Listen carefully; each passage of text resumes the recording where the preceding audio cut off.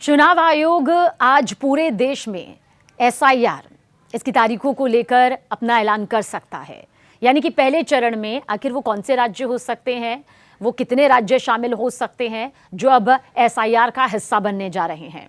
देखिए, पहले चरण में करीब 10 राज्यों को इस प्रक्रिया में शामिल किया जाएगा और जिससे जल चुनाव आयोग जो है पश्चिम बंगाल और तमिलनाडु जैसे राज्यों में इसे यहाँ पर सामने ला रहा है। इसके अलावा असम, केरल और केंद्र शासित प्रदेश पुडुचेरी में भी एसआईआर कराया जाएगा। देखिए, 3 दिन पहले चुनाव आयोग ने दिल्ली के सभी राज्यों और केंद्र शासित प्रदेशों के मुख्य चुनाव अधिकारियों के साथ एक बैठक की थी और इस मीटिंग में बिहार के अनुभव के आधार पर चर्चा की गई और प्रक्रिया को यानी जो प्रोसेस है उसे आसान बनाने का फैसला किया गया। इस बीच अधिकारियों का कहना यह है कि बिहार में एसआईआर प्रक्रिया में 24 जून से 30 सितंबर तक करीब 4 महीने लगे हैं। हालांकि कमीशन अब इस टाइम फ्रेम को कम करने की योजना भी बना रहा है। आयोग ने सभी राज्यों और केंद्र शासित प्रदेशों को पिछली और मौजूदा वोटर लिस्ट का पहले से मिलान शुरू करने का निर्देश दिया था ताकि वोटर वेरिफिकेशन प्रोसेस में ज्यादा वक्त ना लगे। एसआईआर पर यह फैसला बिहार में इस प्रोसेस के तरीके को लेकर विपक्ष की भारी आलोचना के बाद आया है। देखिए, हम सब जानते हैं कि यह मामला सुप्रीम कोर्ट की चौखट तक भी पहुंचा, जिसने आधार को स्वीकार पहचान दस्तावेजों में से एक तौर पर शामिल करने का आदेश दिया। जजों ने मतदान निकाय की जालसाजी के बारे में आपत्तियों को खारिज कर दिया था और देश में चुनावी हलचल तेज हो चुकी है, ये भी हम सब जानते हैं। अब चुनाव आयोग ने ये एक और बड़ा कदम उठाया। पूरे भारत में एसआईआर यानी कि स्पेशल इंटेंसिव रिवीजन की प्रक्रिया शुरू करने का ये ऐलान कर दिया गया। पहले चरण में 10 राज्यों में ये प्रक्रिया शुरू होगी, लेकिन सवाल देखिए इस बीच ये है कि आखिर एसआईआर ऐसा क्या है जिसे लेकर आज भी एक अच्छा खासा वर्ग है जिस पर कुछ असमंजस की स्थिति है। वो ये भी सोचता है कि आखिर इसे अब क्यों लागू किया जा रहा है, क्यों इसे सामने रखा जा रहा है और आखिर जो इतना विवाद सामने आ रहा है वो क्यों हो रहा है।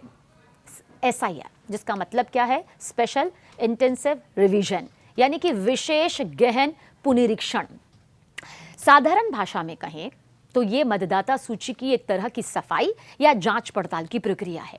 इसमें हर जिले, हर मतदान केंद्र पर यह जांच की जाती है कि वोटर लिस्ट में जिन लोगों के नाम हैं वो सही है या फिर नहीं है।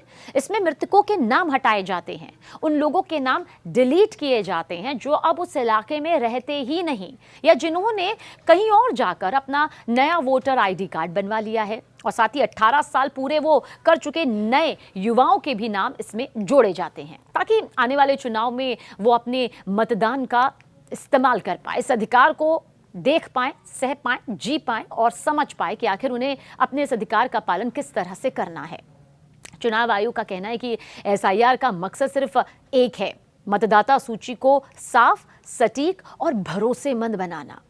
समय के साथ लाखों नामों में देखिए गड़बड़ी आ जाती है। कुछ लोग 2 जगह वोटर अपना आईडी कार्ड बना देते हैं, यानी कि 2 जगह के वो वोटर बन जाते हैं और कुछ के नाम रह जाते हैं, फिर भले ही वो जिंदा हो या ना हो। और इसके अलावा कई युवाओं के नाम अब तक सूची में जुड़ ही नहीं पाते जिनका नाम जुड़ना चाहिए।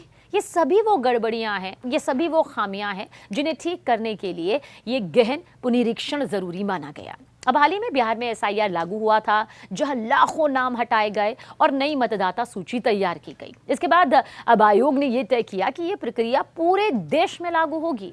पहला चरण जिसमें 10 राज्यों से इसे शुरू किया जाएगा ताकि धीरे धीरे हर राज्य में वोटर लिस्ट का अपडेट किया जा सके और इसके लिए हर एक बूथ लेवल अधिकारी घर घर जाकर सत्यापन भी कर रहे हैं। मतदाताओं को मौका दिया जा रहा है कि अगर उनके नाम में कोई गलती है, उनका नाम छूट गया है या वो फॉर्म भरवाकर सुधार अपना करवाना चाहते हैं तो करवा सकते हैं। ये भी है इसमें छूट, ये भी जो है सुविधा दी गई है।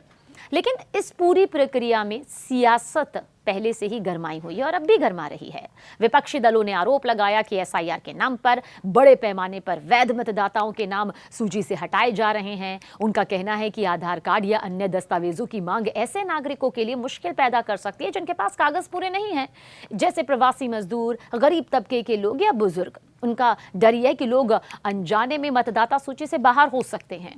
वहीं चुनाव आयोग का साफ कहना है कि एसआईआर किसी को बाहर करने का नहीं बल्कि पात्र लोगों को जोड़ने की कोशिश है। आयोग ने साफ कर दिया कि किसी भी मतदाता को सिर्फ दस्तावेज की कमी के कारण हटाया नहीं जाएगा और पुराने वोटर्स को अपनी नागरिकता दोबारा साबित करने की जरूरत नहीं है। और सुप्रीम कोर्ट ने भी इस मामले पर टिप्पणी करते हुए कहा कि भाई चुनाव आयोग को मतदाता सूची में नाम जोड़ने या हटाने का अधिकार है, लेकिन आधार को नागरिकता का निर्णायक प्रमाण नहीं माना जा सकता। देखिए, एसआईआर को लेकर यह बहस अब सिर्फ प्रशासनिक या राजनीतिक रूप भी ले चुकी है और कुछ दल तो इसे चुनावी तैयारी का हिस्सा भी मानते हैं और कुछ इसे संभावित मतदाता कटौती का कदम भी बता रहे हैं। लेकिन इतना तय है कि अब इसे लेकर बड़े स्तर की बड़ी तस्वीरें अब नजर आ रही हैं।